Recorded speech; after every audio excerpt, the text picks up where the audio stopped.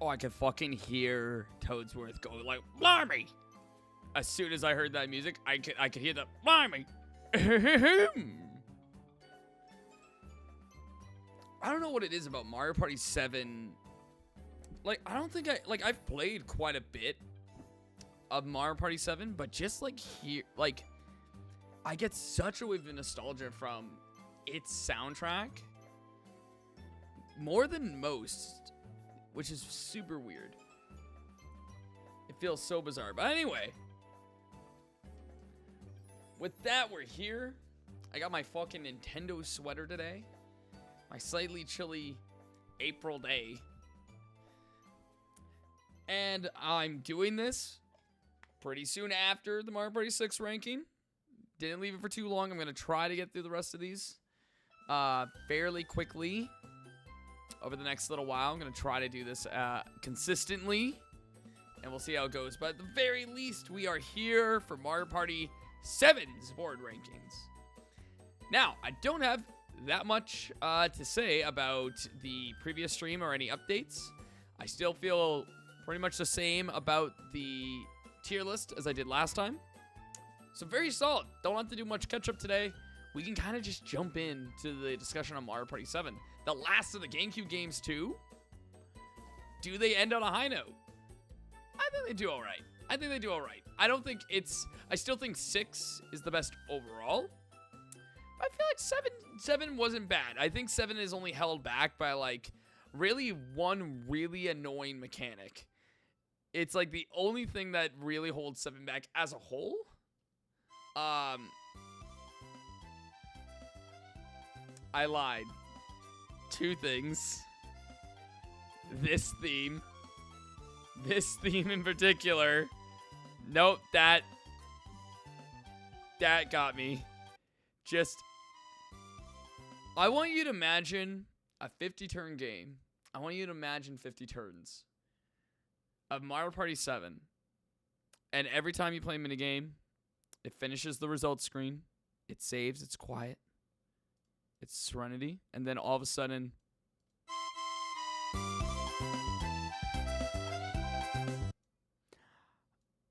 oh, like actual hell. Also, why did it go over there? Boop. Like, I can't understate just how fucking bizarre it is. This one theme is. It drives me nuts. That's my only other problem with this game. That's my second just me pet peeve. I can't stand that song. Drives me nuts. The rest of the soundtrack, great. Love everything else. But now that we're actually here, let's go into the discussion of what Mario Party 7 kind of has going on for it. And take it from there. So real quick, I'm going to I'm gonna get this version of the screen up real quick so you guys can actually see this a little bit better. But Mario Party 7 is very, very, very close to Mario Party 6. One thing I didn't mention, or I don't remember if I mentioned it specifically, but Mario Party 6 had mic minigames, which I did not bring up because, honestly, I find most people forget Mario Party 6 has mic minigames. I forget Mario Party 6 has mic minigames. I find most people remember mic stuff from Mario Party 7, mostly because there's an entire space dedicated to mic minigames, or to a mic minigame. I think it's just one. Maybe it's 2. Can't remember. Regardless, people forget it's in 6, I find. It is in 7 as well, and it's more predominantly used in 7. I mean, you could turn them off in both games. Yeah, just do it. I think it's funny every now and then, but it's not really worth it. But Mario Party 7 has a lot of other really cool things. Mario Party 7 continues the orb system that 6 improved quite a bit from 5, and it adds special orbs for each character, which gives this game a tier list. There is a tier list of good characters and bad characters, which is hilarious. It also has the only 8-player mode in the series. Love that. where you could have like 4 teams of 2 pair up for a regular game of Mario Party. That's fucking sick. I love that. What a fun idea. Like, that's insane to me. Its story mode is pretty good. I like its story mode quite a bit. Other than, I think that's about it. I mean, there's a lot of things that are very similar to specifically 6, which makes sense. It's building off that and everything. We do get some different characters, because I was going to say Dry Bones. Birdo makes her first appearance here. I don't think Birdo misses a game after this, which is kind of nice. Dry Bones is hit or miss. He is an 8, but he makes his first appearance here. Hi, London. How are you? You missed the Nightmare song. Don't worry, I'm very sweet. Oh yeah, it's my one of 2 problems with this game. Here, you know what? I'll give you the full experience here, London. I'm gonna give you the full experience here. Okay. Here's what I want you to do. Okay. I want you to imagine you just beat a minigame. Okay. You just finished a minigame. Minigame's over. Result screen happens. You know, we are winding down. The music stops. It saves. It reloads. Or it's saving. It's on a black screen. Not much is happening, which is fine. Right? The world is calm. The world is peaceful. Everything is as it should be. And then you go back to your 50-turn game, and you hear this.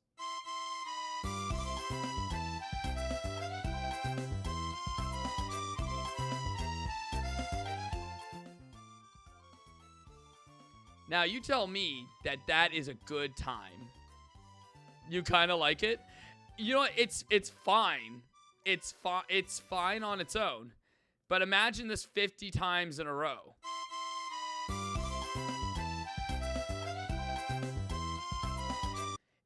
For me, it flips between being like real, like to being like, okay, that's fine, to oh my god, kill me, to oh my god, kill me, that's so funny. Like, it has like a sway. Sometimes I feel like when I'm in the game, I think I start to take it more as a funny bit. But like, it can genuinely just like fucking drag your mind and soul. Like, I've had times the delirium sets in. It's true, because it's just like when it fucking hits, it just like, it's just like everything else, all the other music in this is so good, and then that happens, and it drives me insane. But that's fine. It's not a big deal. It's a very minor thing that I think mostly just affects me. But whatever. And again, Mario Party 7's got so much cool shit. The 8-player mode. Still got mic games, which, fine, whatever. Like, those are fine. Even, like, more in-depth orb system that makes this game have a tier list of good characters and bad characters. That's fucking funny. There's a lot of really good shit in this game in particular. And there's like more board specific orbs and things like that. Like, there's a lot of really neat shit. Like this right here, like these are the character specific orbs, right? So like Mario and Luigi, they get Fireball Orb. Anytime they go near somebody when this thing is active, it will steal coins from them. Great. Flower Orb, broken as shit, busted. Every step you take, you get 3 coins, busted. Egg. Eat characters' spaces on the board. In a 50-turn game, Birdo and Yoshi are hilariously great. Wario and Waluigi fucking suck. Their orb fucking sucks. You steal money from people, but it's a roulette, and sometimes you only get 1 coin. And if you bought this thing for like 15 coins, no. No, it's so bad. It's so bad. And then you get like fucking Boo and Dry Bones, 2 dice blocks. Oh no, you double your roll for 2 turns while avoiding traps because you're invisible. Fucking Toad and Toadette, double your dice blocks for 3 turns. Like, what happened to Wario and Waluigi? Why'd they do this to my boy? Like, I'm gonna only play Waluigi when I play Mario Party 7, but why the fuck would you do that to me? I don't want to play Yoshi. I don't want to play that bastard dinosaur. No. But whatever. It's fine. I'll survive. It's fine. But here's the thing, okay? All this to say, all really good positives about Mario Party 7. With all that I've said, you would think Mario Party 7 would be like my favorite Mario Party game, or like right up there, like top 3. And I really, really wish it was. I really wish it was. It's still up there, but there's one thing I can't stand about this game. And normally this is not a problem for me in other Mario Party games. It's Bowser specifically. Bowser is annoying as hell in this game. And I'm not talking about Bowser Spaces. That's fine. That's normal. I expect Bowser Spaces. I adore Bowser Spaces. When I see sexy Bowser in Mario Party 3, my heart warms up like a glowing Christmas tree. It is a lovely experience. But Bowser in this game doesn't know how to fuck off. He doesn't know to fucking keep his fucking distance. Ever. It's so goddamn annoying. So, what I'm referring to is this shit. Okay, this is technically like last 5 turns, but Bowser comes and does shit on the board constantly. Because he uses Bowser time. I fucking can't stand Bowser time. It happens every 5 turns, and he'll just come and do random shit constantly. Let's go over some of the things that he does every 5 turns, okay? The most common thing... What the fuck? Oh, no, that is in the game. That makes sense. This. Bowser takes a souvenir picture of the players and makes them pay 10 to 20 coins each for it. Occasionally, Bowser stumbles into the photo, but this does not affect the cost at all. Either way, Bowser then leaves without giving anyone the photo. He just takes 10 to 20 coins every 5 turns. It is so fucking annoying to play around, but that's just one thing. That's the most common thing to happen, and it happens all the time. It doesn't happen on Bowser's board, but it happens on every other board. And we don't play Bowser's board a lot. We'll get into that. On 3 other boards, Grand Canal, Pagoda Peak, and Pyramid Park, he can switch the orb shops. Forcibly, and he may take one of the 2 orb shops, forcibly selling either a golden Bowser statue or Koopa Kid orb to them for 20 coins. Or fewer if you don't have the money. Any purchases made at a Bowser-owned orb shop still counts towards the shopping star at least. So thank God for that. Yeah, Koopa Kid will also then steal whatever you fucking bought from Bowser. So you don't even get anything from it. You end up paying the money, and at least it goes to shopping star. You get like the one benefit there. If you don't have any coins when you go to him, he does give you 10 coins. And he does not leave until someone has purchased one of the 2 items he sells. He will stay there forever. So one of the item shops is just gone for however long it takes for somebody to go to it. But then because then people will just avoid it because they don't want. It's on Pagoda Peak where you can't like really avoid it unless you have an item like the cannon to skip it. But like you could just avoid that one item shop and then you're down an item shop, which is fucking annoying. Grand Canal, he'll just fucking destroy a bridge and make it Bowser Spaces. That one's fine. That one's kind of funny. I like that one a lot. If you get blown up, I believe you just go back to start as well. Just a funny one. Towering Treetop, what does he do? I think he just makes people fall. Yeah, it does like what the giant tree does in Mario Party 6. It's just like wherever you are on the map on Pagoda Peak, you do like drop a layer. It's the same thing as Mario Party 6, the tree, when you do the like he sneezes and blows everyone down. Exact same thing. He can also destroy a bridge on Pagoda Peak, and unfortunately, unlike other maps, Pagoda Peak is one straight line. So if he destroys a bridge and you are at that bridge, you just can't go. You just can't go. You're just stuck for that turn. You're just fucked. Pyramid Park. He can, what can he do? Summon a sandstorm. That's what it is. And again, it just destroys the bridges. No one can go across the bridges. And I think that one lasts for, 3 turns, which is a huge amount.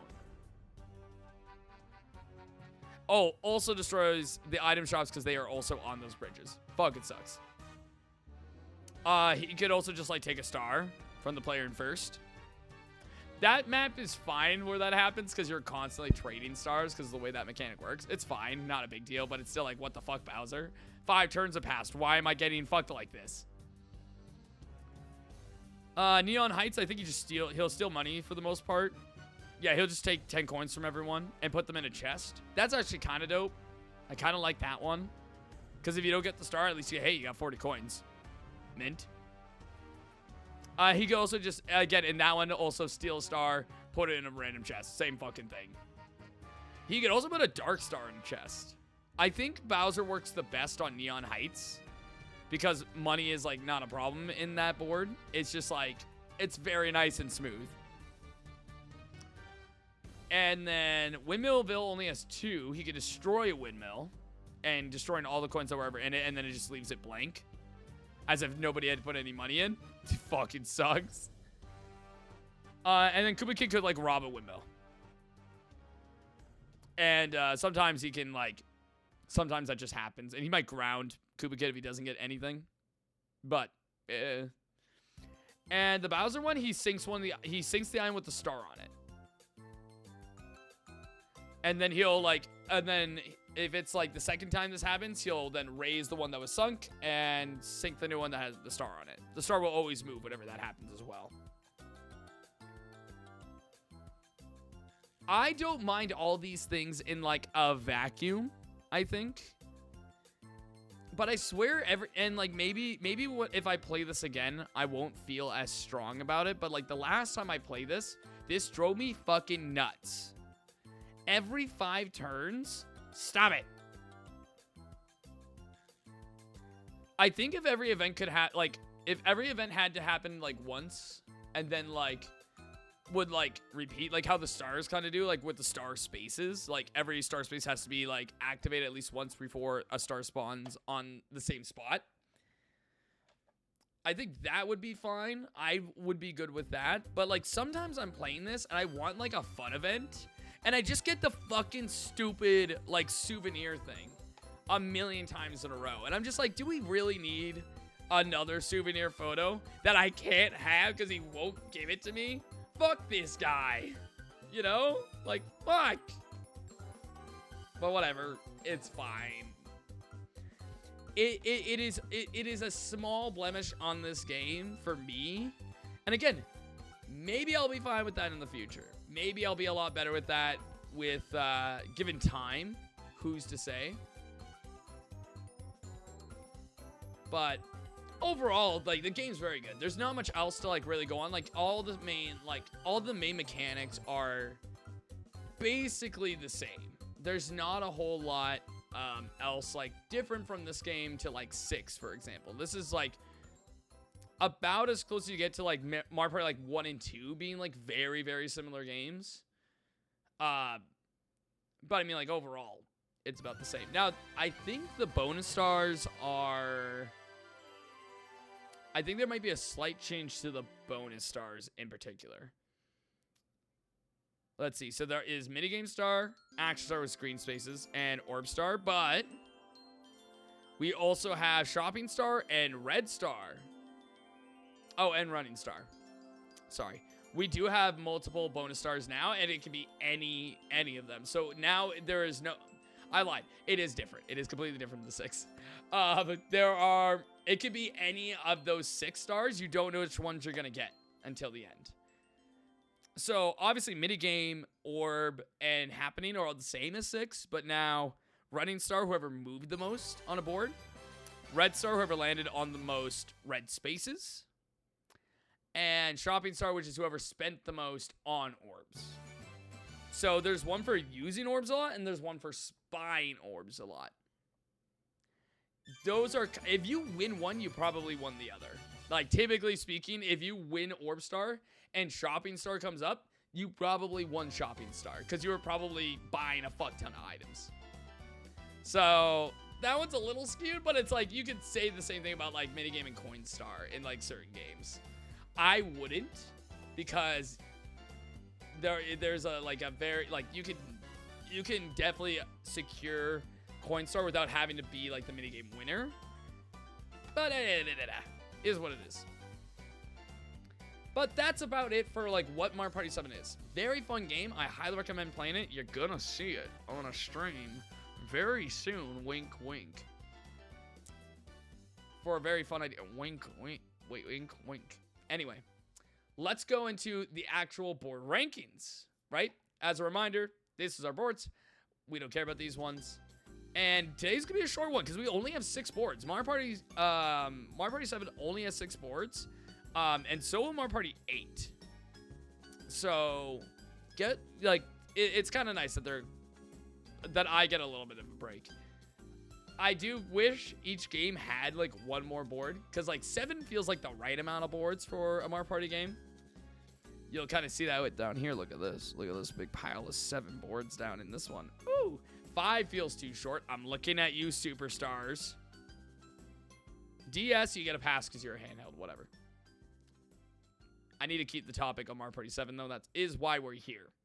So let's go into them real fast, and let's start the discussion. Now, excuse the blurry photos. I guess Mario Party 7 doesn't get enough love to get, like, fucking high-quality photos of the maps. I have, like, 2 of them that are nice. The rest are ugly. Sorry. Oh, actually, there is one thing I want to double-check about this game in particular that I don't 100% remember, and I'm just gonna see if it says it specifically here. Let me scroll down here to this.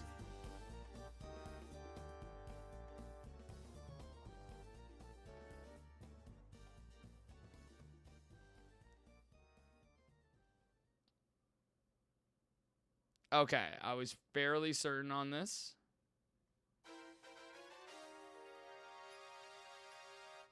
Let me just make sure for Bowser in particular.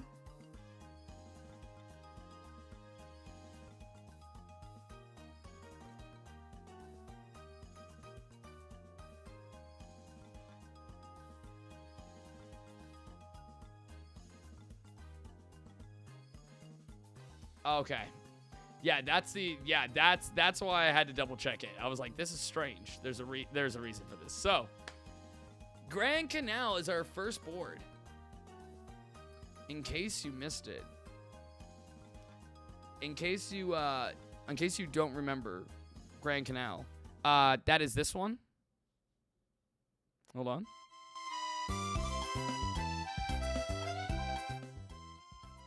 Grand Canal.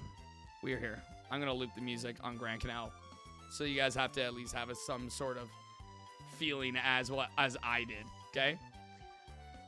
Grand Canal, this is our beginner basic board. Everything that you expect a Mario Party board to be, it's got it here. You know, we got our moving star spaces.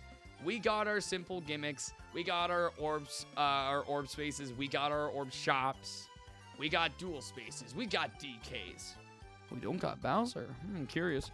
And we got just a whole wacky set of things. So let's look at everything here and see what Grand Canal has to offer as like the first starter board this new Mario Party game. Number 1, it's a pretty even board overall. You have multiple different junctions, which again, we love our junctions. Makes life very nice. Are they valuable? That's going to be the big question, okay? So let's take a look and see what we actually have here, right? So beginning the game, coming right off, everyone is immediately getting an orb, right? Like turn 1, unless you're rolling a 1. Sorry, sucks to be you. Everyone's going to get an orb immediately, which is a very nice treat. Thank you for that. Always love getting those orbs like immediately. It's like get the action pumping right away.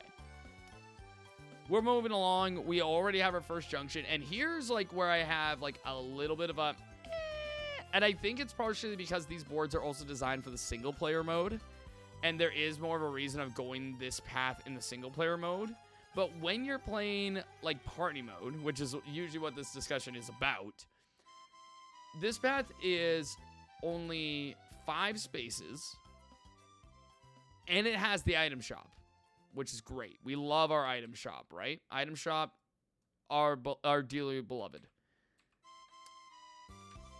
This path does have a happening space for some money, but that's about it, and it's longer. And you have to land on this specifically. So unless you want to up your happening count and get some extra cash, why wouldn't I pick this path? So for me, it's like, this junction's a little weak because of that. I wish there was something else like to interact with up here, or even just like another like orb space. That would actually be pretty good. In the single player mode, I believe like this space is like a get coins block, because the single player mode has a lot of those for its specific mode. It just is what it is. It's too bad something like that wasn't like here. I'm not saying like that specific mechanic should have been like in the Mario Party boards for party mode, but like something to like incentivize this path more than just like, hey, if you had a 3 on the junction, you can go on the happening space. It makes it a little weak. Or if this was like a longer path, you know. Oh, I did lie. This is 6 spaces. I didn't count this one. This is actually, it's still shorter because it's 1, 2, 3, 4, 5, 6. 1, 2, 3, 4, 5, 6, 7. Yeah, so it's still shorter. Yeah, I mean, take the left path, go to the shop, whatever. So if you're placing like character-specific orb spaces, yeah, I think I said that right. Whatever. If you're putting orbs down on the board, this line is like typically the best, because then you're immediately shutting people down from even accessing one of the item shops, which is great. We keep going up the board. We get another junction. Very lovely. We also have a happening space right here. Very simply, you just ride the gondola all the way to the other side. That's all it is. Just a way to travel. I think you might be able to get some money, like jumping. I think there might be some money in the air. Not a really big, like, it's there. It's like kind of a bonus. Other Mario Party games do the same thing, where you just get some money for riding around the board. And, you know, you take it. You take it. Why not? Other than that, though, going right at this next junction does get you, again, another orb, but you also get an orb going the top way, so it shouldn't be your deciding factor. I mean, orbs shouldn't usually be your deciding factor anyway, but just good to know. Either way that you go, you're going to get an orb. This way does lead immediately to another junction, either going back down towards the start of the board or to another item shop, which is the only way to access the second item shop. That's more specifically why you'd want to go this way if you want to get to another shop sooner.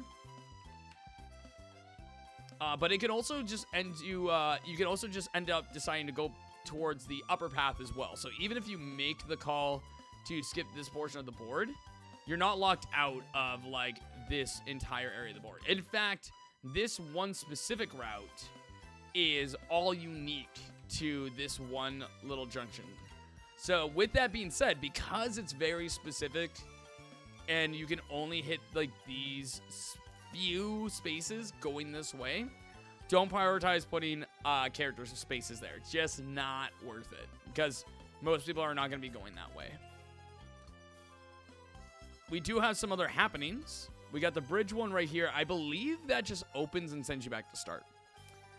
I'm pretty sure I'm correct on that. I'll double check to make sure. I'll be a good boy and make sure that I'm right there. But I could be wrong. Okay, here are the events. Yeah, that's the coin game we talked about. Near the gondola makes you go across. Ah, okay. The bridge. The bridge opens, sends the player to a different area on the board. Okay, it just sends you somewhere random. That's what it does. Okay, that's fine. That's fine.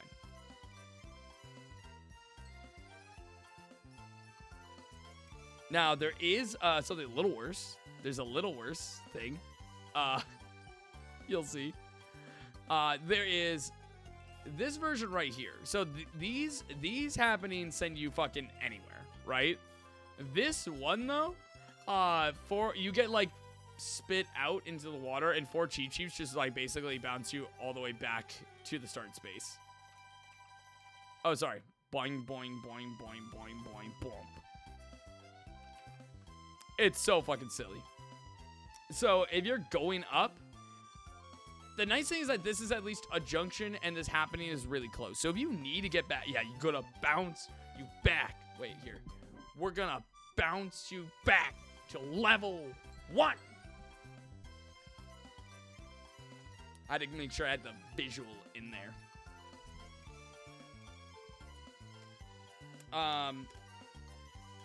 You can at least help yourself get back to the start and change your position on the board if you like it, right?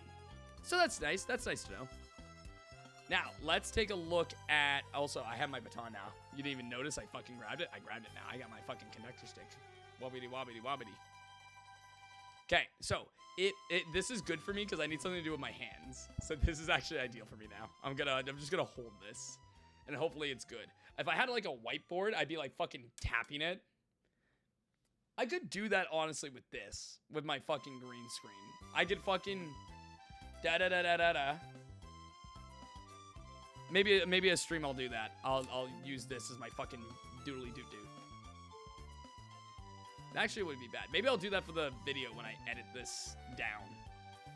I'm not gonna edit these streams down. I'm gonna use them as reference point. I should make that very clear. Anyway, side tangent. Let's get back on track. This is good because it's nearby a junction. Nice to have that choice. If it was further away from the junction, where it'd be harder to land on. Very annoying. Otherwise, very funny.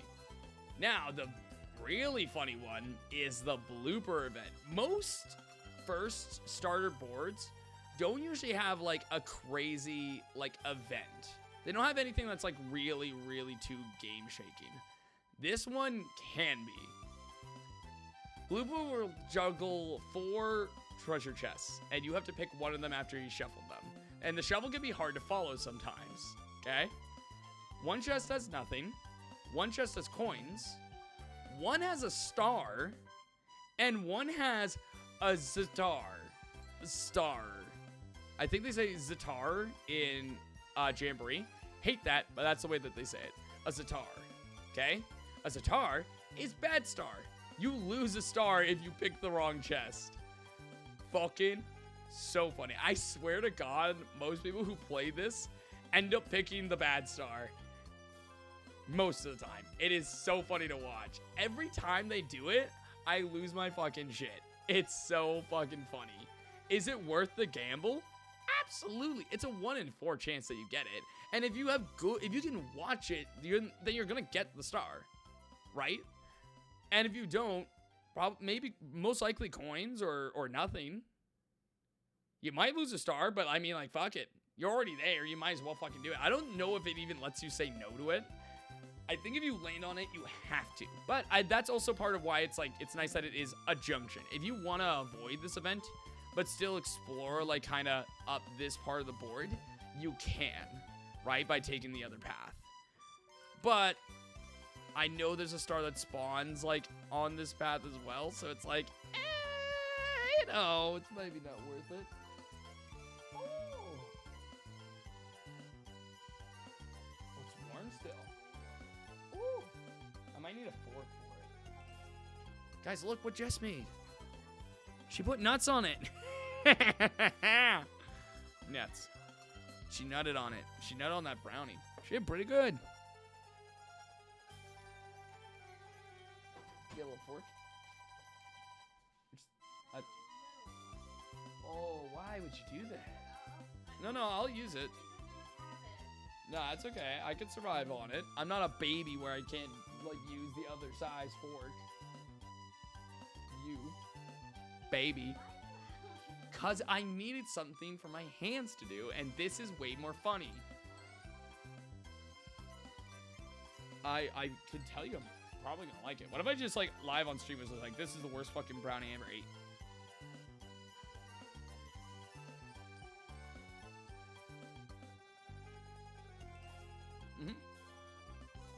That's a good brownie.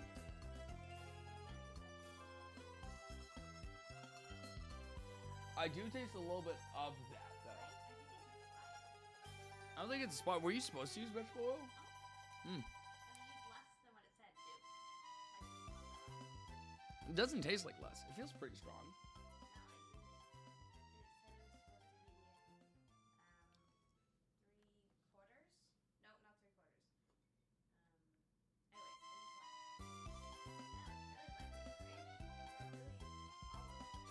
Yeah, it's very olivey.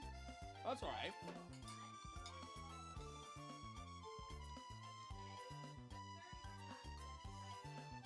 A third of a cup? Maybe you use more than you thought. I don't know. Oh, I appreciate you making me a brownie.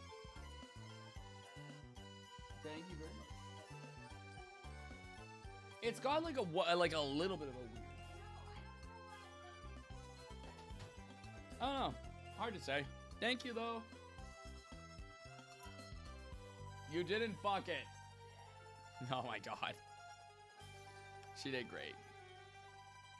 Yeah, but that's basically, I think that's it for the board. We don't actually have the side tangent of the brownies aside. That's actually it for this board. I mean, like I said, I did mention like the one route to being able to get to the other item shop that's here, right? And again, oh, actually that is the other thing I didn't mention as well. I mentioned it kind of before. Also, I think a star spawns right on this one space, which is really funny. But one of Bowser's events on this board is destroying the bridge here and here. Oh, and actually, he can destroy, I think he only destroys one. I think he can destroy any of them, but he only picks one at a time. And when he does, all those spaces become Bowser spaces because it becomes a Bowser bridge. That's the only reason why you don't see like a Bowser space on here normally, is because that's how they spawn. I think that's a little odd. Honestly, like I think there should still be like a Bowser space on the board. Like if it were me, like I would put a Bowser space like here. I think this spot makes a lot of sense, or this spot makes a lot of sense to put a Bowser space. My reason being for that is like I don't like Bowser spaces that are usually after junctions unless there's like an extreme disadvantage to going the other way, typically. Like this one's kind of the weaker one because it's like you have the item shop that goes this way anyway, so you'd want like maybe you want that, but it also is like the amount of spaces between these two paths is like pretty large. So it's like not my ideal one. This one though, a lot better. I like this one a lot more. I would recommend this one more than the other ones. Very solid, but very solid board overall. Like for a beginner board, I don't think it's not that it doesn't hit the same heights as like Towering Treetop, but you are listening to the music right now.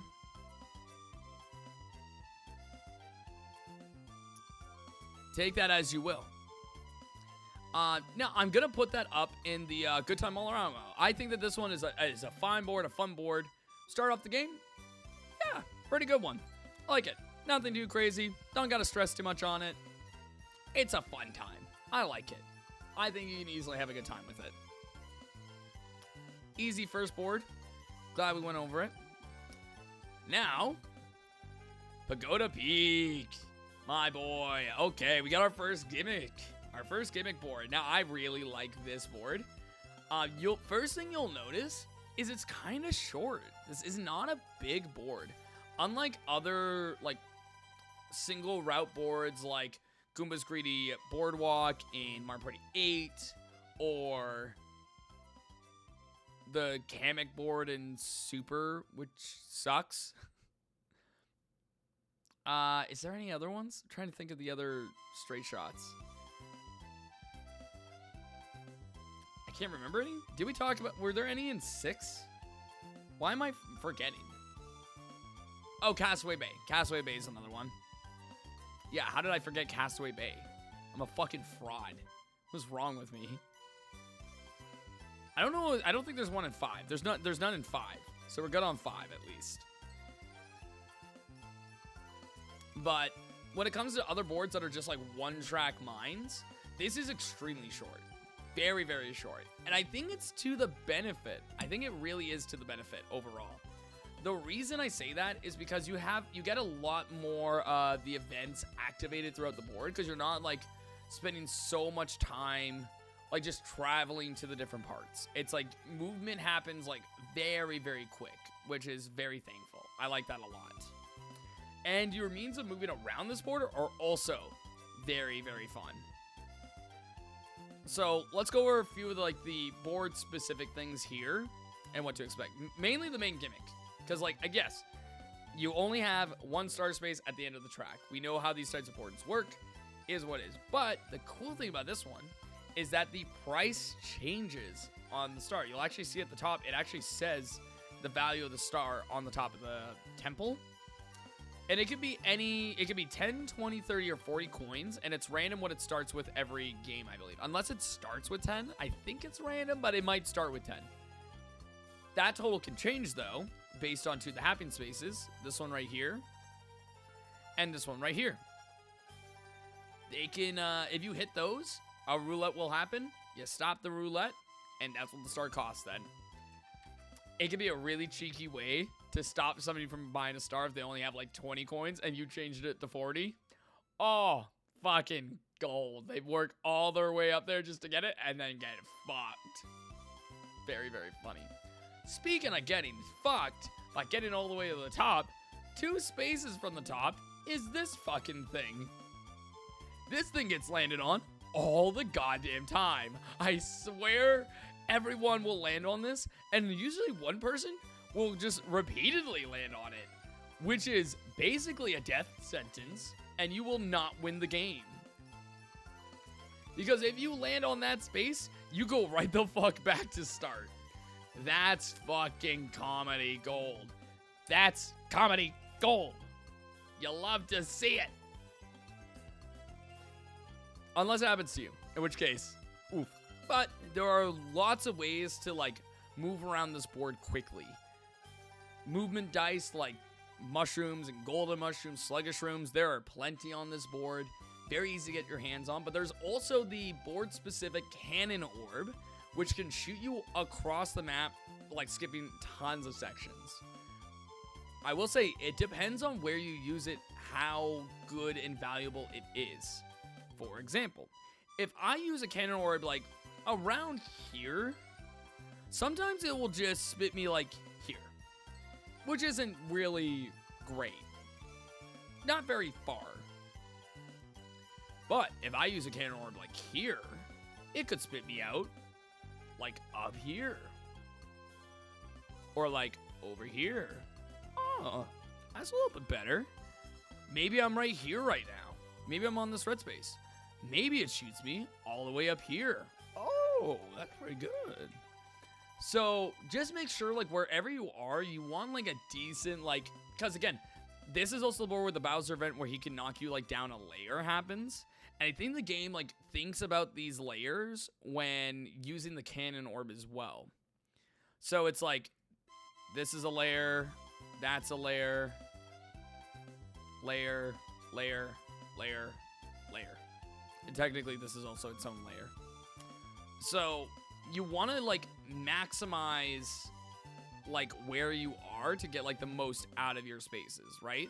So usually like the beginning of a layer to get to the next layer is usually the best thing. I find that this specific section is like the best spot to use the cannon because it can get you like really far, and it also helps you avoid the dual spaces. Now, I should probably go into it a little bit. I lied a little bit again when I said there was only like 2 issues with this game, one being very minor with the music thing, and then 2 with also, I'm still listening to this music. Why am I doing that? No, I'm putting it on Pagoda Peak because that shit is peak. There you go. Let's stay in theme. I'm having better themes with these discussions. duel minigames kind of got shafted in this game. Mario Party 6 does them great. I love Mario Party 6's duels. They're the best in the series, in my opinion, still.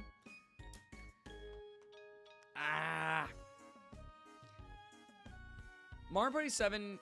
So, let me do a reminder. In Mario Party 6, if you duel somebody, you get the choice as the person initiating the duel to either bet money, bet stars, or have your opponent bet a star and you bet like 40 coins, right? Really great. Love that decision. The stakes are made at the beginning. You know what you're getting into as you go into it. Lovely, okay?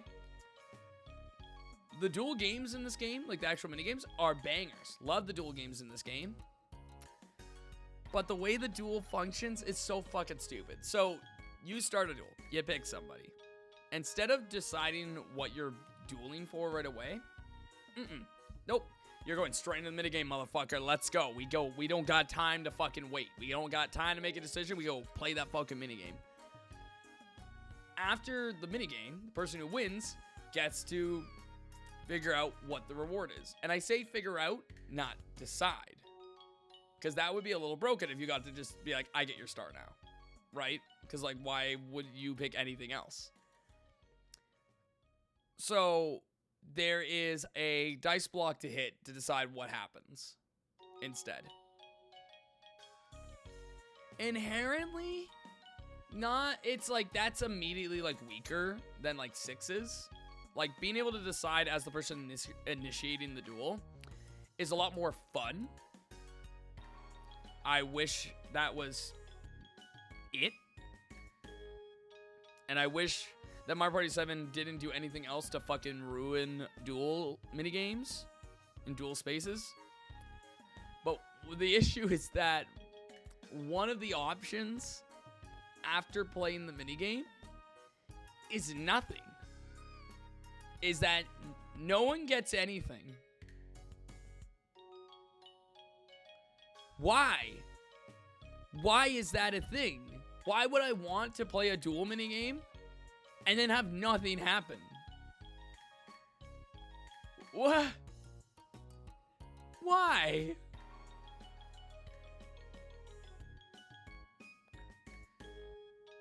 It sucks. It's really, really fucking annoying. And I believe that's it for, like, weird shit with duels in this game. I don't think there's anything else that's, like... But it's like that one thing. Taking the choice away from the player. It's always, like, if you take the choice away from the player... Fucking sucks, dude. It fucking sucks. Every goddamn time. It's such a piss off when you take that away. Ah!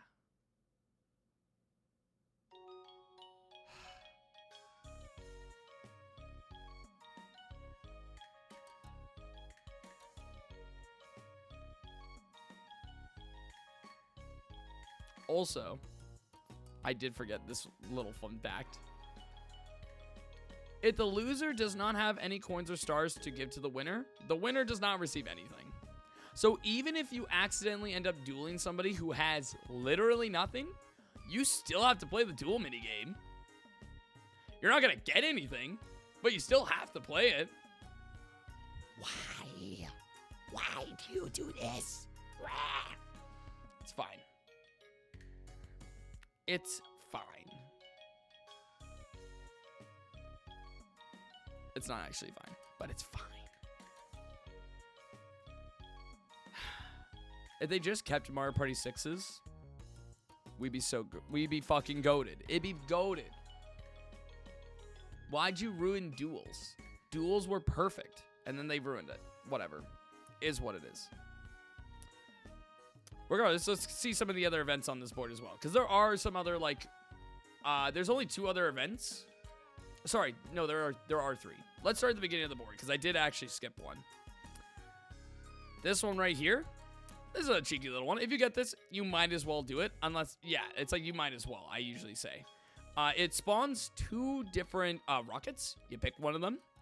Either it blasts you, like, all the way to the top of the map. I don't know if it brings you all the way to, like, this space, or if it brings you, like, I think it brings you, like, to this area-ish. or it just like fucks up and it brings you like here. Either way, it brings you forward. You do skip the item shop if you do take either one. So if you're worried about getting an item or like, you know, upping your orb count or your shopping star count, might not be worth taking it if you got like a good lead anyway. Generally speaking though, getting stars cheap and getting there quickly is a pretty good way to win the game. So if it's like 10 coins at the top, you get blasted all the way up there. Hey, fucking mint. Good shit. Work with it. Not a bad space. There's another one right here. Very basic, just a coin one. You hop back and forth between logs along the waterfall, trying to get the coins, not trying to hit the logs. Pretty basic. Very nice.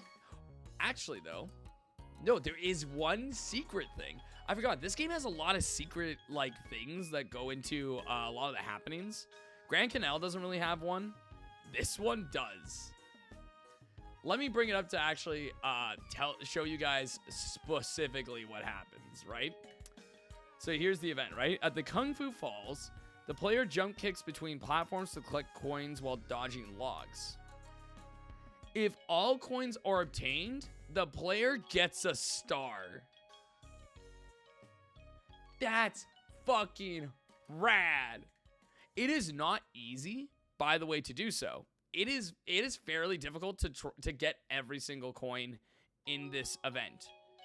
But if you do get a star, that's pretty fucking cool. That's actually very, very rad. Like, you had to work for that. That's cool. That's really, really cool. Big fan of that. Neat little thing. So if you want to like get a good edge, like really, if you can practice that, get really good at it, free star every time. Obviously, we have another shop on the way, but more importantly, we got our what's the fucking place called in Aladdin? The lion's gaping mouth, the Vor lion of the desert. Yeah, he's here now, and he's a rock, and he's on fire. Not living his best life, but if you go to him, blow out all the fire with a fan, you get to go inside him like Aladdin does. You're gonna go Vor. You're gonna come back out with a chest. Chest could have random shit in it.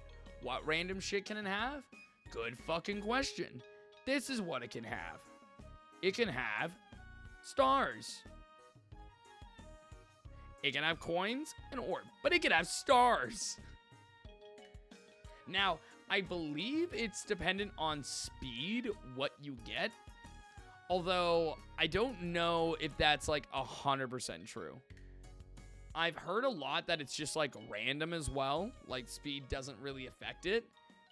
I mean, go fast. You can fail this. Like if you're not like doing a serviceable like job mashing here, you can just like not put out the fire and not get anything, which sucks.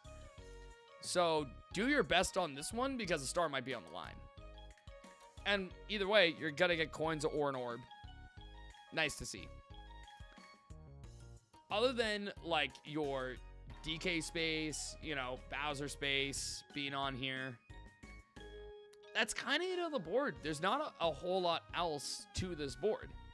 That being said, it is very, very short and sweet. This is a nice short and sweet board. The music's very relaxing. Because the board is less spaces overall, you get to see a lot of these events more often and have more interactions between players, which makes it like very, very entertaining. And what you can set up traps for your opponents that they can't really avoid. This makes this board more than any actually makes the metal mushroom actually really useful. Most other boards, the metal mushroom orb is like kind of like whatever, because like, yeah, it's so situational when you might end up coming across somebody's thing like that. Like normally you could just pick another junction, go another way, or you might just not get like the roll you need. But because the board is so short, things are spaced like really close together most of the time. And people use those ways to like send people back to the start or just to lose their coins like right as they get to the top. So it can be like a nice safety insurance policy like at any point on the board. So it's not actually bad to have a metal mushroom on this board. Would I go out of my way to buy it like all the time? No, probably not. I would still buy most other items, but you may think twice about like getting rid of a metal mushroom on this board. So it's like, it is worth like having around. So keep that in mind. Also, I'm now kind of going into like board specific strats with like characters, like with their character orbs, because again, that just depends on who you're playing and stuff like that. Obviously, high movement characters like Toad and Toadette or Boo or Dry Bones are really good on this board because of their like multiple movement and invisibility and shit.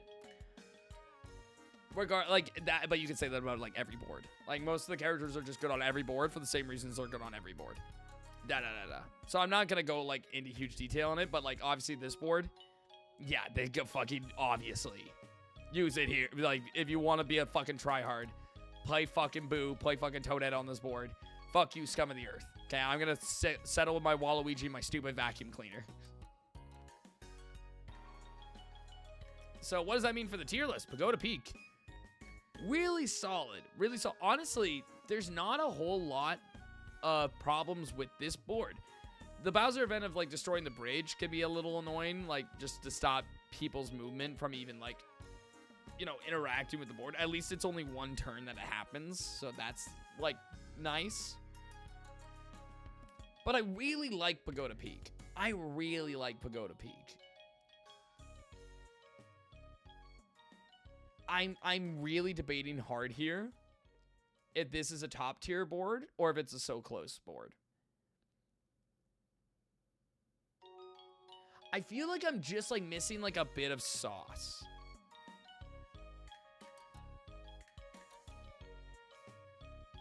I feel like I'm just missing like a tiny bit of sauce, but I don't know. I don't think I am. The fact that both the fire statue event and the waterfall jumping event can both give stars is really fucking cool. And it gives players another chance to like gain stars if they're good enough at playing the game.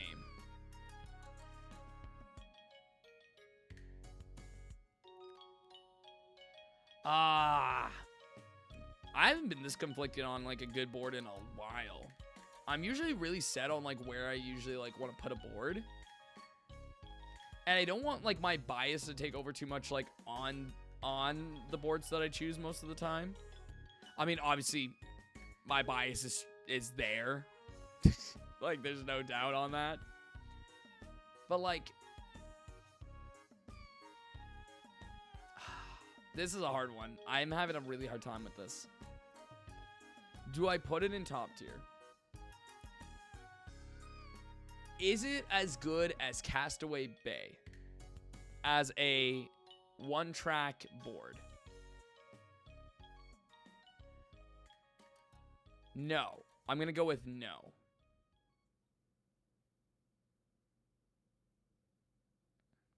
But does that mean it doesn't deserve top tier?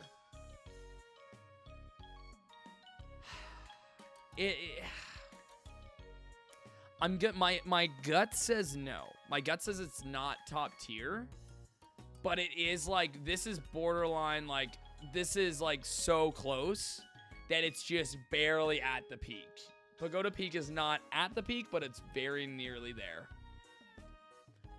I really like this board. I can't say even for certain what it is that like stops me. Maybe it's just like the lack of choice in like something like Castaway Bay still has like lots of junctions for you to decide where you go along the path. Like this is just a straight fucking shot, like Goomba's Greedy Boardwalk. And I feel like Goomba's Greedy Boardwalk is too fucking long of a board for having like no choice in it. That's why Pagoda Peak works so well, because it's so short.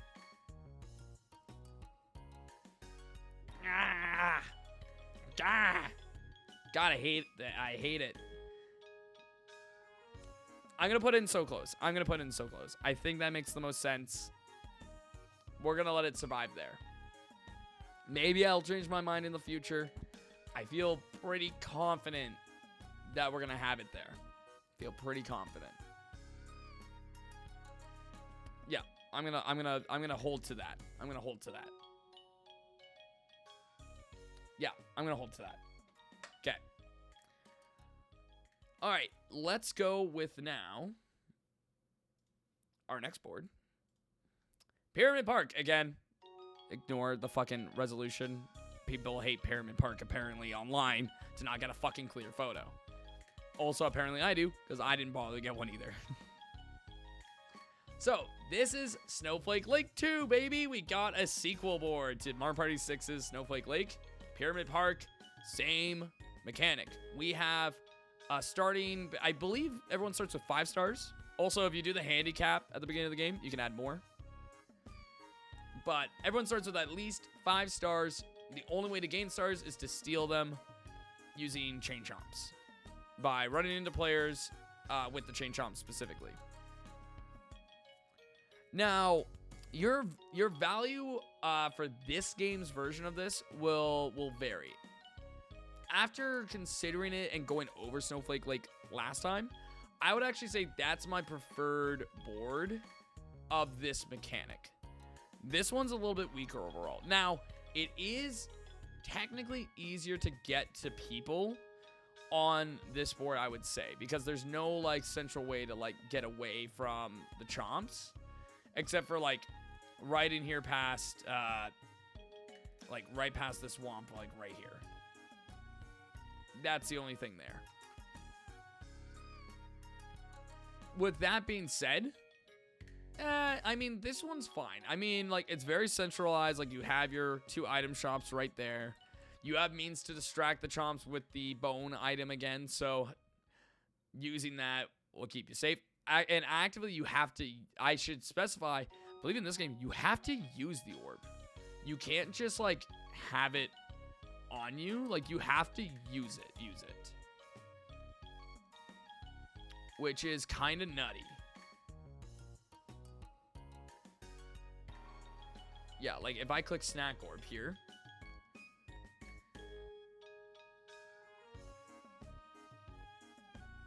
Yeah, okay. Yeah, the Snack Orb can also protect the player for 3 turns in Mario Party 7. Yeah, you have to use it. You can't just be holding it. So it's not like Boo Repellent. It's not like the Boo Flashlight. It's not like the Bone in the other fucking games.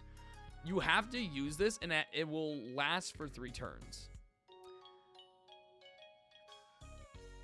I guess that's kind of smart. The more I'm thinking about it, I'm like, okay, on a board that incentivizes you, like, the only way to get stars is to actively steal them from other players. Knowing when, like, if you just hoard bones, then you're safe, right? If I'm in first place and I just go buy bones, no one can touch me, right? It's like having like 4 green shells on you in Mario Kart, right? When you're in first. It's like you're practically invincible at that point, right? Giving a limit, not bad. Although I do wish it explained that better, because because, I mean, back in the day when we did the fucking 50-turn Mario Party, like, whole series thing, somebody got fucked from getting their star stolen because they didn't use the bone. So, yeah, it's like, like, it's hard to say what you want to. I think it's fine. It's fine. Like, I shouldn't really care that much, honestly, because, like, I don't play this board very often, because you want to play probably, like, pretty much any other board in this game otherwise. Hey, Tycho. Oh, thanks for the hydration. I need to get a drink then, because I actually ran out. All right, here, I'll keep it. We'll discuss more of this. In a second. I'm gonna go get another iced tea real quick so I can actually follow through with that. And I also finished my big jug of fucking chocolate milk, so can't even go with that.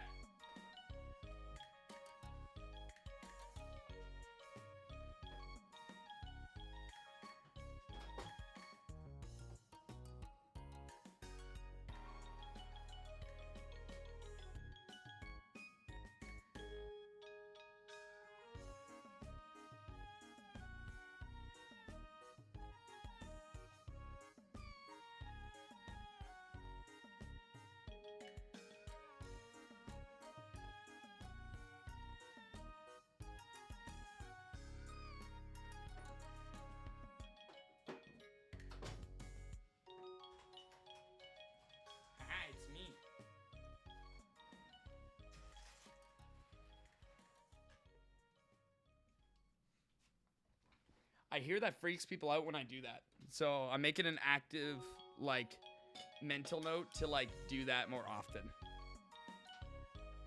Because I think that's funny. Ooh. Alright, Pagoda Peak. I'm sorry if I don't sound like, or not Pagoda Peak, Pyramid Park. Sorry if I don't sound excited about Pyramid Park. I just, like, it's fine. Like, I just don't care about it too much. Like, stealing star maps are already kind of like a hit or miss, like, thing. And Mario Party 6's Snowflake Lake, like, emphasizes the idea a lot better, especially with the fact of, like, the safe spot of that board is hyper what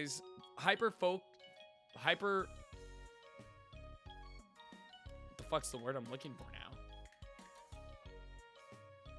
Hyper focused? Hyper fixated, I think. Yeah, I'm gonna go with that. Hyper fixated on duels in, like, the safe part of the board, especially when Mario Party 6 is the way that it does duels is so much better and so much more fun that I think it works really good on Snowflake Lake. You don't really have that here. The duel games suck, or the way that duels work in this game suck. And I mean, there's things going on this board, like the Sphinx can give you, I think the Sphinx can give you a star. I think this is one of the few instances where you can actually get a star on this board. I'll double check to make sure. It wakens it up. It then accuses the player trying to steal its treasure, puts a curse on the player who, which really divides all the players' coins evenly. Oh, never mind. It's Bowser Revolution. Turns all blue spaces into red spaces and reds into blues for 2 turns. Or allows the chain chomp rides to be half price for 2 turns. Oh, it can do multiple things. Right, you know what? I'm thinking of the solo player mode, because that's actually how you win this board in solo players. You have to get to him with, like, a certain amount of money. Oh, no, with the star. Yeah, you give him a star or some shit. Whatever it is.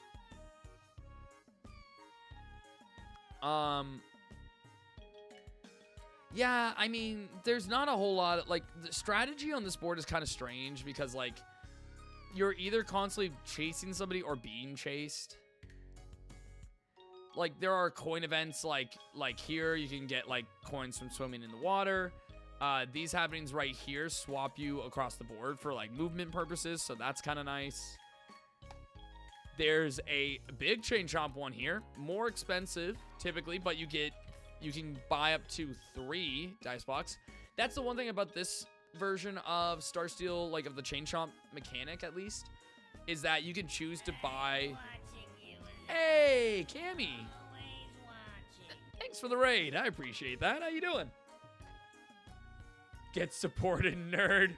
Fuck, that's good. I love that. Get supported, nerd. I've been getting called nerd so much lately that I was just like, are you in on the fucking joke? But I was like, fucking goddamn it. But here I am ranking Mario Party 7 board. So, I mean, fucking, you know, an oyster's an oyster. You know how it is. I figured it was everyone. I figured it referred to everyone as nerds. I figured that was probably the thing. I just find it so funny because I just had people who just call it me, like, they've been calling me that so frequently lately. I don't know why as of late it's been the case, but it just has been. Everyone has a special interest. I have lots of special interests. I just happen to have, like, a really strong interest in Mario Party. What can I say? You know, I love the classics. But you did show up when I was shitting on a board. So, I mean, there's not much else to say on this board. It just is what it is. I could give you advice on the junctions and stuff, but honestly, it really just doesn't matter. Because, like, your positioning is always different based on where other players are. And, like, you're constantly just trying to chase people to steal stars, and they're trying to chase you. I can't really give advice on this one. It's like, just steal people's stars is what it is. Like, if you want to play this board mechanic, but play it in a good game, play Mario Party 6. Just play Mario Party 6, play Snowflake Lake. You're going to have a way better time. Okay? When it comes to this game, at least, we're going to take this one. Pyramid Park is going to go in... I'm gonna put in not your first, second, or third choice. Like, it's fine, but like, this concept is either great or it's eh. And here, it's eh. Snowflake Lake, good time. Good time. You can have fun in Snowflake Lake. Don't go to the desert. Don't go to the desert. Oh, Dokapon Kingdom, let's fucking go. We talked about this when we played the other night, but yeah, fucking Dokapon Kingdom. If you ever do a stream series of Dokapon Kingdom, you fucking let me know. I am there in a heartbeat. I will be there in a heartbeat. I will do like a 2-year campaign of Dokapon Kingdom. I do not care. Yeah, don't go to the desert. My advice, desert bad. Do you hear people die in the desert? Don't do it. So that's it for Pagoda Peak. Very short. If you're Pagoda Peak, Pagoda Peak, Pyramid Park, they're both P's. You have 2 ongoing right now? That's fucking so sweet. Well, if you get a third going, you got another guy. Yeah, Pyramid Park. I'm sorry, if you're a Pyramid Park fan, if you're watching the VOD or watching the stream, you're a Pyramid Park fan, I'm sorry. It's just bad. Like, I can't. It is what it is. I don't make the rules. I just tell you what it is. All right, let's go. I didn't even put on the Pyramid Park music is how much I don't like Pyramid Park. That's okay, because we're going to go to one of my personal favorites. I fucking love this board. We're going to the Gambler's Paradise, baby. It's gambling time. Let's fucking go. Neon Heights. Yeah, let's go.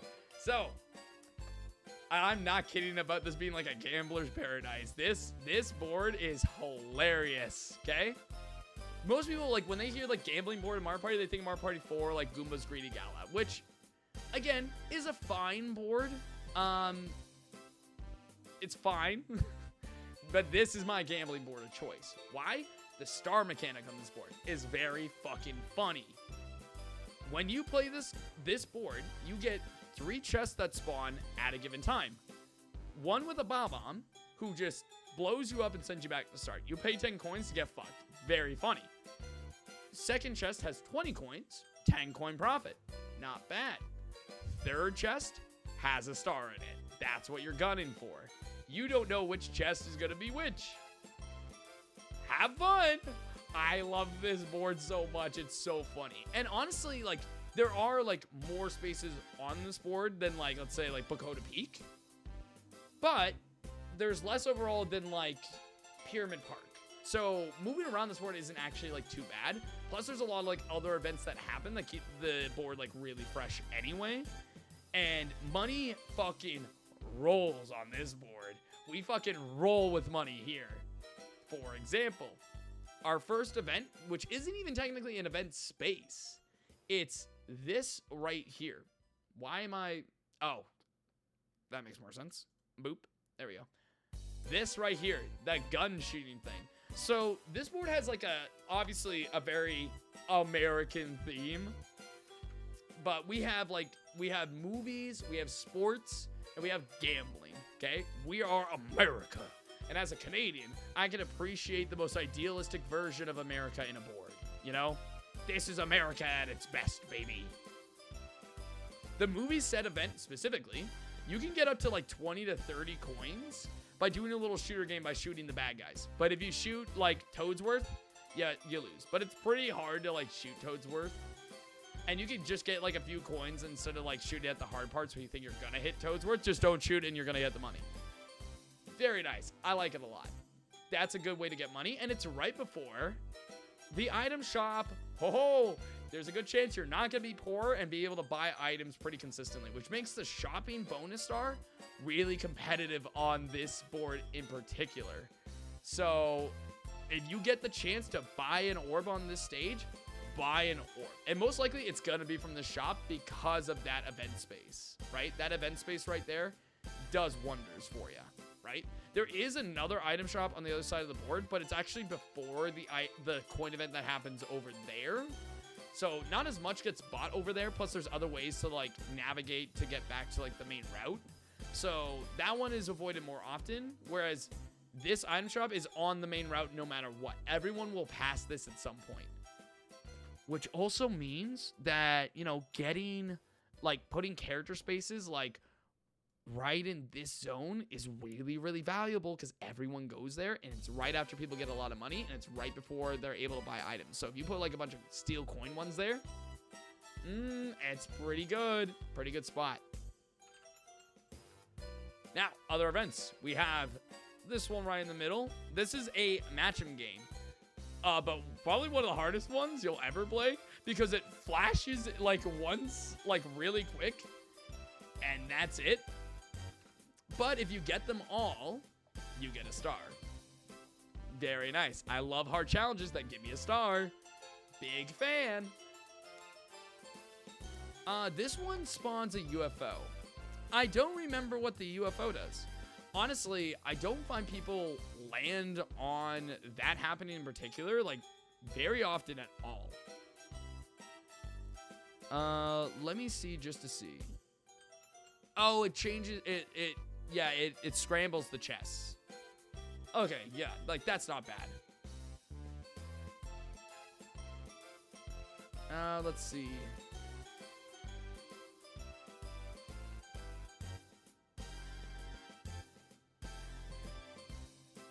Okay, yeah, that's what I thought. Okay, I wanted to double check one of the other events as well before I got more into the discussion there. But yes, that will swap. This event is very interesting because it actually like changes slightly depending on if you're playing like with a teammate actually. So if you're playing 8-player Mario Party, which again, wink, wink, nudge, nudge, gonna do that soon. That board in particular, this space is even better in 8-player. In standard play, if you land on that, like, they're like, shoot to the stars, go get the money. We've seen Rocket, like, events like this all the time in the Mario Party series up to this point anyway. And you could get a ton of money. But if you're doing it with a friend pumping this up, if you do it well enough, you can get a star as well. So another way to get a star, if you could work with your teammate as well. Pretty nice. I think this happening is the same as this one. I think they both activate the UFO. I'm like 99% confident that that is the case.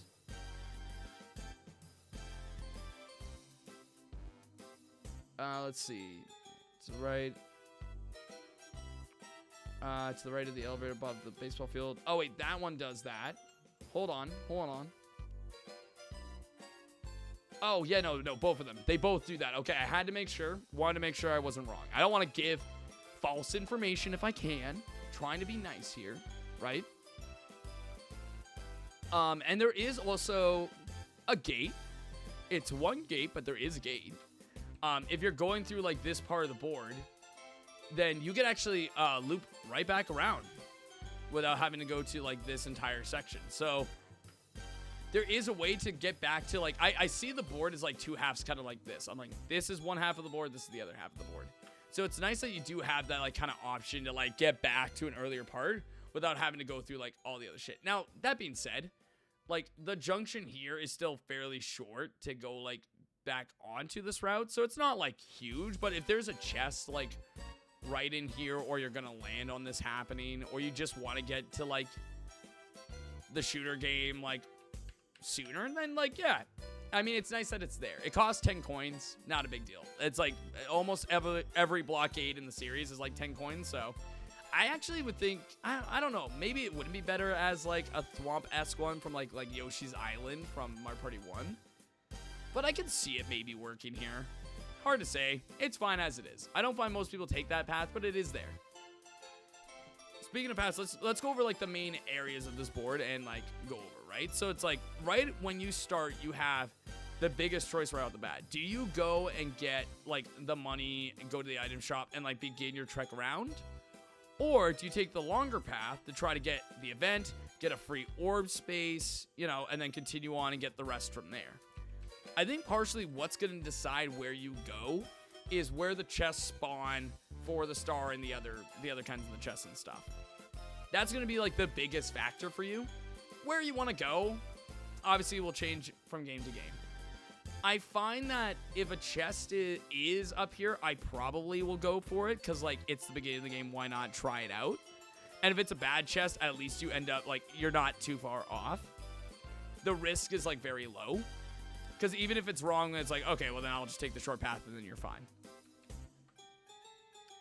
But typically, like, going this way isn't a bad option either if you want to get a head start on other parts of the board. So, yeah, either option's good. Nice to see. It's good that the long path at least gives you the item space. So, we'll take that. Also, DK is on that route as well, so keep that in mind. That's the only spot with DK, so if you're prioritizing trying to land on DK, I don't know why you would necessarily. Like, it's a bonus if you do land on DK, but it's not, like, you know, it's nice, but it's not something you want to gun for typically. But it is there, so, you know, bonus. Keep going up the board, then you have two different paths. Again, most of the time, just where you're going to go is really going to depend on if there's a specific event you're going to land on or where the chests are, like, currently active, right? Going both of these ways is pretty similar. Going to the top path is a little bit longer, but they both do have orb spaces, so you will get an orb either way. However, going the top path is the only way to go to the right side of the board and get, like, the item shop and whatever chest spawn over here as well. So this entire section of the board is only if you go to this top path. So really keep that in mind with which way you're going, because you can't, like, you know, obviously you can't go back. It's not, there's no reverse rooms anymore. I wish there were, but there aren't.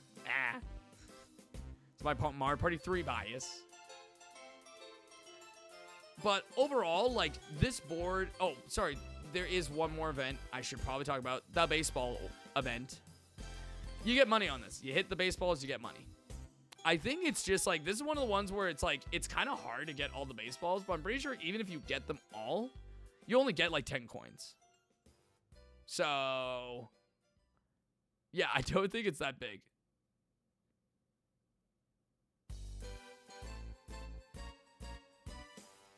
Let me just, I'll double check to see. Yeah, baseball, you play, you hit them. It shoots 5 balls if you get them. You get 2 coins per ball.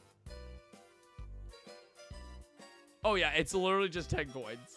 It's ridiculously hard for only giving 10 coins, but it is, like, free to do, and you don't have to land on it. So I guess it's, like, fine, but it's feel like, honestly, compared to this is, like, so underwhelming. It's, like, it feels like nothing. It honestly feels like a slap to the teeth. It's so fucking weird. But, like, whatever. It's fine. The fact that it's there is just nice. If it was, like, before the item shop, I think it'd be better. Because at least then, you know, if you do get coins, it might be able to go towards an item. But it doesn't have that, so, I do know, like, a couple, like, a chest can spawn in front of it. So, maybe it'll help you there. But that's about it. Otherwise, that's kind of it for this board. Most of the stuff with this board is, like, and most of your decision making is really based on where the chests currently are on the board. If I can give any advice as to, like, items, like where you want to put your orb spaces on the board, most routes are good. But you do want to, like, prioritize the spots that are, like, gravitated to the most, right? So, like, this immediate line is great because you're always going to loop back around to the start of the board. However, like, these specific 4 spaces are the best because it also comes right out of the start. So people who get blown up by Bob-omb can still be worried about landing on your spaces there, right? So that's super ideal. Definitely go for that. These two, maybe put, if you can put orbs on both of these spaces, it would be ideal. But overall, that you don't need them as much there. I would recommend, like, basically this entire path, and again, exceptionally here, and even after, like, here is really good.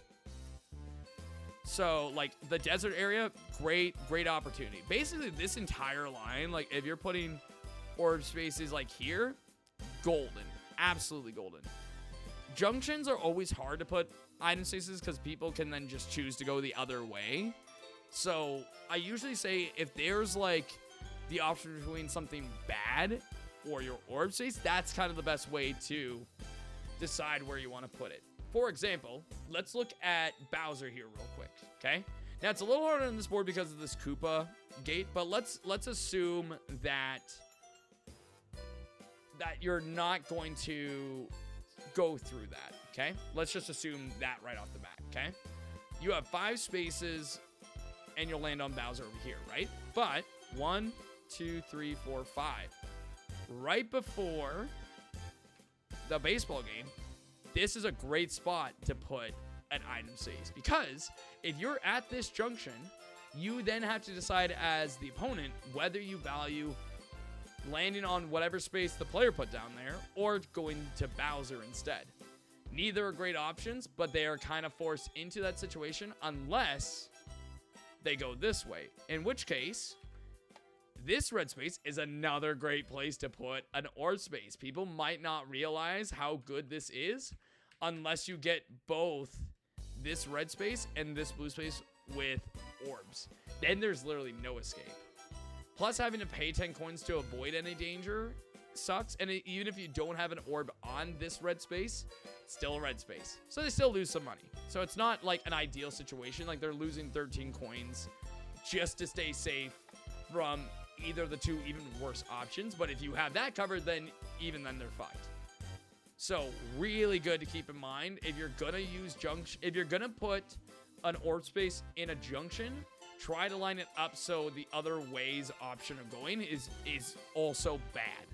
Not every junction is going to give you that opportunity, but that's something you should always be thinking about if you're placing orbs in junctions specifically. And I'm talking about orb spaces that aren't like the pass-through ones, the ones that stay there, even like that they're activated from landing on it.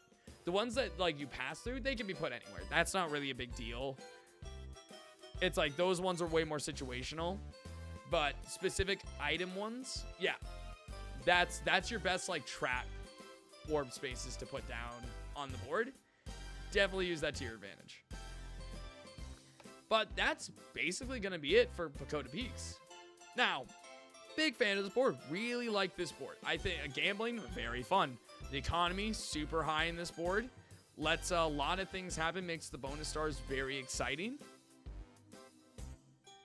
And even Bowser's like weird shit that he does isn't too bad here. Because like, again, Bowser can steal coins or stars from players and put them in chests, which I find very fun. Or you can put a dark star in like the nothing chest. Nothing chest. I don't think there's a nothing chest. He puts it in a chest. I think he puts it in the Bob-omb chest. Regardless, you have the chance of losing a star potentially from that as well. So even Bowser's events can be fun. I think Mario Party 7, it's just like the issue with Mario Party 7 is just like dual games and the frequency of Bowser showing up and being an asshole is just so common. And it drives down this game for me that like I want to put Neon Heights really high, but like those mechanics like piss me off so much. So I'm gonna put it up with Pagoda Peak and So Close. If this board was in Mario Party 6, it would be right up here. But it's in Mario Party 7, so it's not. But it's very close. It's very close. Blame Mario Party 7 for that? Not me. Not my fault. Otherwise, great board. Highly recommend it. All right, let's go. Let's change the music real quick. There you go. There we go. Oh, you gotta love this tune. This tune's great. Yeah, we got Windmillville, baby. Let's go. This board is ugly, I find sometimes. It just like looks like really empty. Why do the outskirts look like this? Like, why does this look so weird? I don't like that. Why is this so empty? Why is this empty? I just noticed that now looking at it. What? It's fine. It's not going to affect the board's ranking. I just think that's weird. Regardless, Windmillville, another interesting mechanic. The first time we're seeing this. Yes, it's not in 6. I had to make sure. I'm like thinking in the back of my head, I'm like, is this? No, it's not. We got windmills, baby. This is the only way to get stars on this board. Now, this might seem familiar. This might look like Koopa's Tycoon, like Town Tycoon or whatever it's called. It is. The Koopa's version of this is better. I will say that. I will spoil that. Koopa's is better. However, I still think this is like a good first start of the idea. The main point of this board is that the only way to get stars is by owning the windmill. There are seven windmills on the board, okay? And you'll see each of them has a different star on it. You got 4 single stars, 2 double stars, and a triple star, right? Whoever has the most money in that windmill owns the star. That's basically it. That is the entire mechanic. So you can put, I think 99 coins is the max. And once you have 99 coins, like that is like, no one can go over it. It is what it is. It's yours. But people, if somebody does go over your coin count, they can steal a star that way.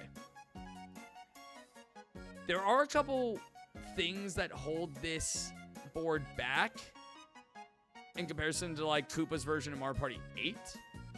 Let's go over it bit by bit though and see exactly why. The biggest reason that this board struggles a bit with that mechanic is traversal. The junctions on this board are not choice.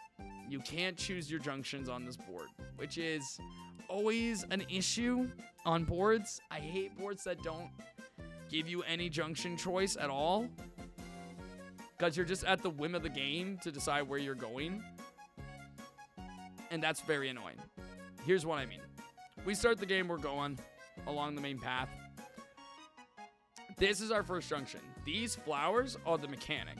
There's one set here, and there's one set here, okay? Whatever flowers are open is the path that you're gonna go down. As soon as you go over those paths, it closes, and the other one opens up instead. So it goes back and forth. Very similar to Toad's Midway Madness in Mario Party 4 with the teapot ride. It's basically the same thing without being like as punishing as Mario Party 4's version. It's still punishing though, because like if you're just like unlucky in the order that people go places, like you can like not get to like a lot of the main star houses, which is like a pain in the ass. Sorry, there is one more set of flowers. I totally forgot about this one. This makes the 3-star one so hard to get to, which is like arguably kind of a good thing. Like I get why they did it.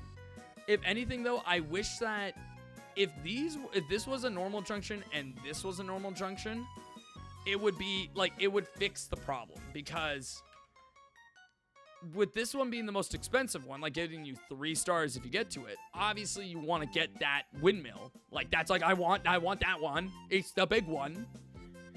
But it's so hard to get to, because now if let's say I'm coming here, right? I go this way. Oh shit. Okay. I go this way. Perfect. Oh, but this play is closed. All right. Now I'm going this way. Wasn't able to get to it. Player 1 does not get to go to it. Player 2 comes. Oh, this way is closed now, so they're going this way. Okay, now they can't get it either. Okay, player 3 finally comes. Now they get to go, right? So it really just ends up being like luck of the draw when players get where, if you get on them. Now there is technically like one other way that you could like get there, and that's through this board mechanic right here. You can pay to ride like a little flower around the board to different spots. But it is random. But you can end up right there in front of the 3-star.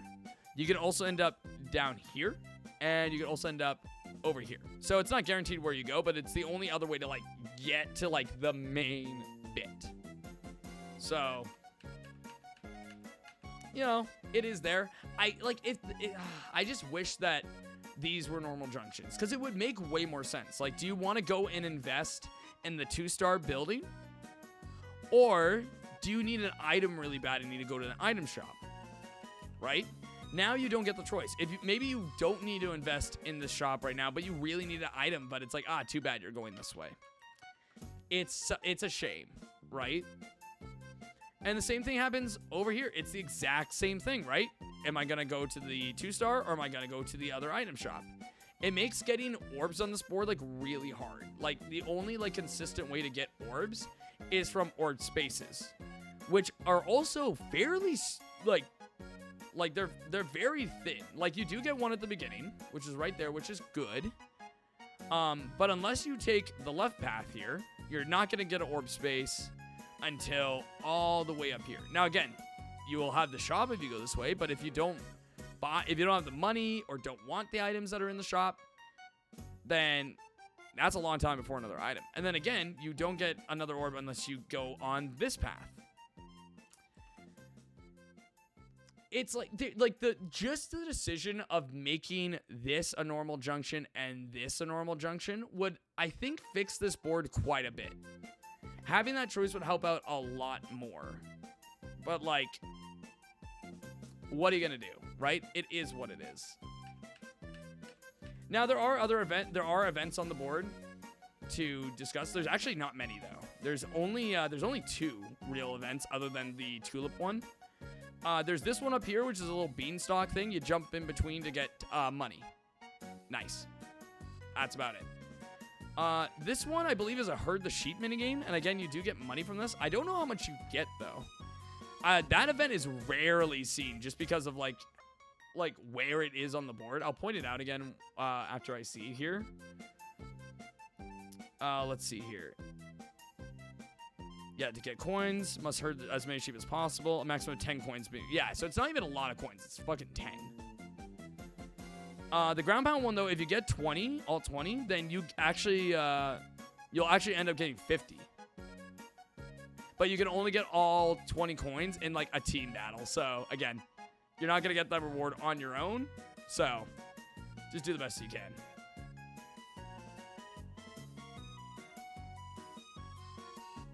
Also, I will say that DK, Bowser, and Duels work slightly different on this board. Because there's no stars to get other than, you know, the ones that are in the windmills. So you can't really, like, gain or lose a star in the normal sense. So events are all just, like, coin-based, basically. So you can't have, like, Duel games can't award stars. Bowser can't take stars. DK can't give stars because it's just the huts. The Pizza Huts. Yeah, Mario Party 8 just does this better. Just the way that Mario Party 8's version is laid out and handles it is just way cooler overall. Is what it is. This isn't, I like the attempt and I really like the idea and I'm glad that it's built on better in the next game. This game just, like, it's fine. It's fine. It's like, it's not necessarily like a really bad board. It's just kind of, it is what it is, you know? I should mention again, I didn't point it out, but yeah, there's the happening space for the herd. The only way to do it is to have a 1 right after and be going that path. It's very hard to hit. Regardless, board's a little too big for how little you get to decide where you go. So it's not my recommended one. I don't recommend going here, but if, like, you could play this board, it'd be fine overall. Like, it's not the worst thing in the world. I will put it in that's a board category. It's definitely better than Pyramid Park, I would say, but not by much. It's almost like in the not your first, second, or third choice, honestly, but it's fine. It's fine. The mechanic is done better later. Just give it a game, and you'll have a much better time with this idea. All right, and now we got one more, baby. We got the Bowser board. We're finally at the end. Again, very weird to only have 6 boards. But, you know, we take those. We'll run with it. We'll run with it. This is also a relatively short board, but that's because of the main mechanic of this board and the way that the islands just kind of loop. So this is another, like, this plays like a standard board. A star space that moves around the board about what you expect. But the main gimmick here that I described, like, at the beginning of the stream is the Bowser event on this board. The only one that happens is every 5 turns, Bowser will sink the island that has the star on it and raise whatever island was sunk in the previous time. So at the beginning of the game, it's just random whatever island is sunk. So you won't have access to all 4 islands at once. If anything, I don't know if it hurts this board very much. It does make this board a little unmemorable, I find, because you're not able to access the entire board constantly. You only get like snippets of each part of the board like randomly whenever stars are got or bought, right? So it's like, it's fine. It's good. If you buy a star, the islands don't like change right away. The star will move. The only time that they actively change if the Bowser event happens. Although I think it can happen on certain happening spaces on this board as well. I think that's like one of the main things here. The top of the bottom island, also the right side. Oh yeah, there's also like just Klepto showing up and fucking taking the goddamn star on this board. The top of the bottom island, also the right side of the left island. So this one and this one calls Klepto, he'll just move the star. Is what it is. The roller coaster on this one lets you ride a roller coaster and get some coins on it. Pretty fun. Nothing too crazy, but you know, get to ride a roller coaster, get some money. Yippee.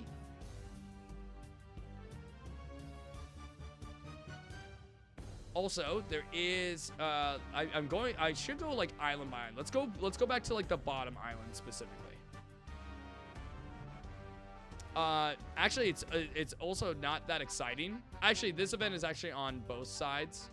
It's also up here. But if you activate either of those, a flame comes out and just scorches those 3 spaces. Anyone on those 3 just loses 10 coins. Not a massive thing. It's rare that you'll have like more than one person in that area anyway. So, oh, sorry, there is also one right there as well.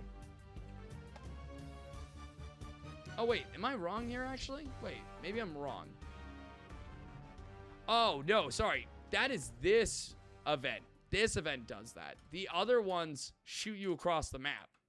I don't know what I was talking about. These ones are transportation ones. I was gonna say, I was like, there shouldn't be this many of them. Let me see the rights. Just want to make sure I'm right on this.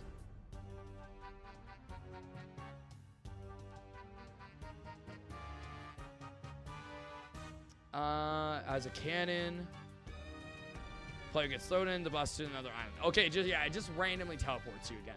Right, had to remember that.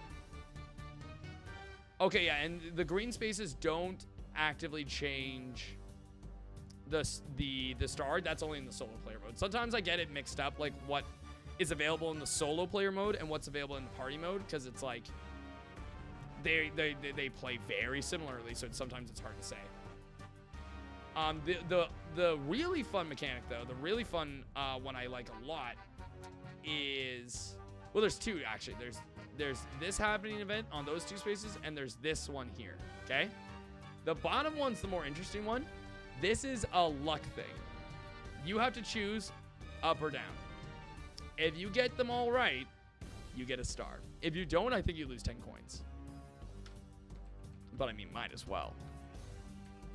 We love a chance to get a star. This is a sumo match, though. This actually, honestly, it feels very similar, at least in vibe, to the Bowser one-player specific, the one-player minigame, the one-player Bowser minigame specific to Mario Party 4 that you can only unlock while being large and activating Bowser on his board. Such a rare thing to happen. But with this event, if you're going to play against Koopa Kid, let's see here. I'm just making sure I got it. Yeah, if you push him off the platform, you get 20 coins. If you don't, you lose 10. Pretty straightforward, but it's a fun one. I like it. But honestly, like literally, that is it. That is it. There's nothing else. There's nothing else. The issue with this board is just like generally like just the movement around, because the board is just a bunch of loops, right? And there are junctions to decide like which island to go to or to stay on like a specific island. The cool thing I will say is that junctions are not like necessarily one way. Like if I'm going this way, I can also end up going back the same way. You're not like stuck going like just clockwise around the board. You can go back to a previous island as well, which makes sense. Like, if like this island is gone, if you only have these 3 to work with, right, then you need a way to, like, you know, go back. You can't have an end at that point. So, like, that's kind of nice. That's kind of nice. Although, like, it does make, like, again, it's less memorable of a board overall because of the sinking island mechanic. And it's hard to, like, really set up a strategy of, like, where you want, like, your orb spaces to go, or, like, what's the best route, or what's a really good option. Because it changed. Like, the theme with Mario Party 7 is that it's constantly, the boards constantly adapt and make it hard for you to, like, plan a lot. It's really, like, a go with the flow kind of Mario Party game, which isn't bad. It's a different take on Mario Party for sure, and I do like it a lot. It's just a couple of those, like, little things, like dual vents being the way that they are, and the Bowser not leaving me alone. Stop calling me. We're not dating. Leave me alone. But it has a lot of really good things, and I really enjoy Mario Party 7 for the most part. I just wish some of these things were ironed out to make, like, this kind of experience of a Mario Party game a little bit more exciting, because it's just like, I can see it. I can see the vision. I really, like, I want this to be one of my favorite Mario Parties so bad.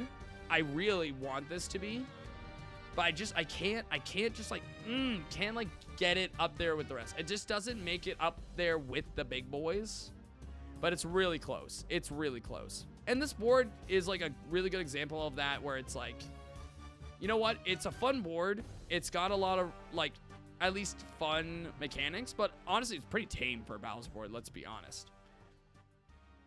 But it's still, like, a good time all around. It's still a good time all around. Wouldn't say it's bad. Definitely not. You're gonna have, like, a good time on it, but it's nothing too crazy, you know? It's just good. It's like you start the game on something that's, like, a good time all around. You end the game now, it's on a good time all around. It's nice to see. Overall, Mario Party 7's boards are actually pretty solid. Actually pretty good. I wouldn't suggest Pyramid Park or Windmillville, probably, but, like, every once in a while, you want to spice it up. Yeah, go for one of those, but, like, Neon Heights, Pagoda Peak, Grand Canal, Bowser's, Enchantment, whatever it is, Eternal Volcano, what the fuck is this board called? Enchanted Inferno. God, Bowser's board names are always just insane. Regardless, it's a very solid board selection. And again, I wish Mario Party 7 was just like, if it just had, like, a few tweaks to the mechanics that just match, like, 6 a little bit more, I could argue, like, this maybe being better than 6 on certain days. But as it stands, it's just not, like, 100% there. I know some people might, like, watch this and also wish I went more into, like, the Bowser specific mechanics on each board, like the every 5 turns thing. But again, like, it's so drastic what can happen on any board, and most of the time he just takes a fucking picture and everyone just loses money, that it's just like, or he just takes over an item shop. It's like, whatever. It's like, it's not that big of an excitement. Like, there are Koopa Kid spaces that act more like Bowser spaces as well by doing stuff. I didn't mention that before, but they're basically just like mini Bowser spaces are in this game. I don't know how I feel about those in particular. Like, I don't know if we really needed it. I think we could have just had Bowser spaces anyway, but whatever. But overall, I really like Mario Party 7. I'll still play this. Like, if somebody asks me to play Mario Party 7, I'm going to fucking play Mario Party 7. Absolutely. I can just see, like, all the little things that just, like, stop it from being, like, that top of the tier, like, Mario Party game for me. But it's like, it's right there. I can see those little bits, and I can look past them when I'm playing it, like, game by game. But, like, in the grand comparison of, like, all the Mario Party games, yeah, I see where it falls flat and where it, like, drags back a bit. But overall, like, I really still love Mario Party 7. I think it does a lot of really good things and expands on a lot of things from Mario Party 6. I just wish it, you know, dialed it back on a couple other things, or just didn't change some certain things. But overall, I really like Mario Party 7. I think that's a really fair placement for the boards. Again, Neon Heights, Pagoda Peak, I don't know if they should be in top tier, Pagoda Peaks especially. I'm like, I'm so close. That might change in the future. You never know. By the next video, I might. But for now, I feel very confident on these placements, or at least somewhat confident on these placements. Tell me what you think, though. Am I an idiot? Am I a big dum-dum who just doesn't get Mario Party 7? Yeah, like, am I a fucking goober? Let me know. I like to know these things. I like to hear other people's opinions on these boards. And we'll find out how we rank Mario Party 8 next time. The start of the Wii era. And yes, the Wii era does mean we're getting to those ones. I am a goober, but that's not based on opinions. All right, well there you go. At least at least we have that straightened out. But we're gonna get to this shit soon. But before that, before the darkness of Mario Party 9 and onwards until we were saved later on, we still got Mario Party 8 and DS to go through. So next time, if I have like a long day to do this, maybe I'll do a double feature of 8 and DS. Might still be their own video. We'll find out. But regardless, I hope you guys have a wonderful night. And I will see you guys tomorrow for quite a bit of streams. I actually have a surprise stream tomorrow. Because tomorrow night, we're going to be playing some Repo with a lot of different people over a long span of time. It's going to be really fun. Excuse me. But before that, I got a brand new series for you guys. I got a new Pokemon Nuzlocke series starting tomorrow of a new fan game that was just released that fits my taste extremely well. And if you want a spoiler or a hint, how do I do this properly? Here we go. This is going to have a fairly important role in that Nuzlocke. If you know, you know. If you don't, it's going to be fucking cool. But we'll show that off tomorrow. So have yourselves a great night. Take it easy. And I will see you guys on the next one. Actually, before we go, realistically, before I go, let's go. I don't get to use this one very often. Let's go to this real quick. Just to make sure. You know what? Let's go raid out real fast, because I got raided in. I should raid out. That's the only, like, logical thing. So let's raid out to another Mario Party guy. Let's go to Kelly. Kelly's doing a Mario Party 3 race with a bunch of other creators as well. So let's go give them some love. Let's go cheer on Kelly. Let's hope he does well. And I will see you guys next time. Have a good one. Bye-bye.